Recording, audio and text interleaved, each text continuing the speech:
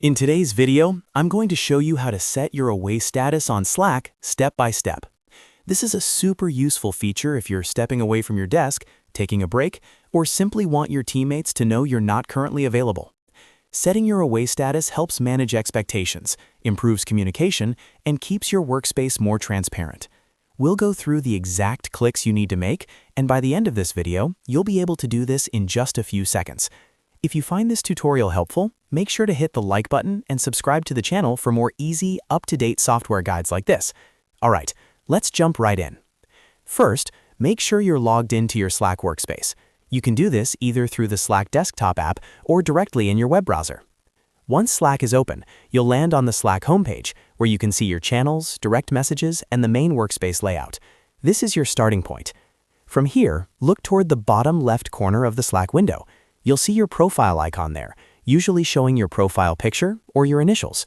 This profile icon is where you control your status, availability, and other personal settings. Go ahead and click on that profile icon.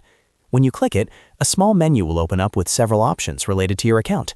In this menu, you'll see your current status, along with options to update your status message, pause notifications, and change your availability. What we're looking for here is the option that says Set Yourself as Away. Click on Set Yourself as Away. As soon as you click this option, Slack will automatically update your present status. Your status indicator will change, letting your teammates know that you're currently away. This means others can quickly see that you might not respond right away, which is especially helpful in busy workspaces or remote teams across different time zones. There's no need to save anything or confirm further. The change happens instantly. You are now officially set to Away on Slack.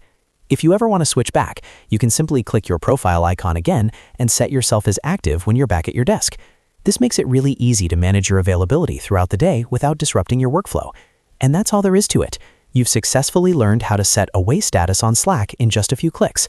If this video helped you out, don't forget to hit the like button and subscribe to the channel for more Slack tips, productivity tricks, and easy software tutorials.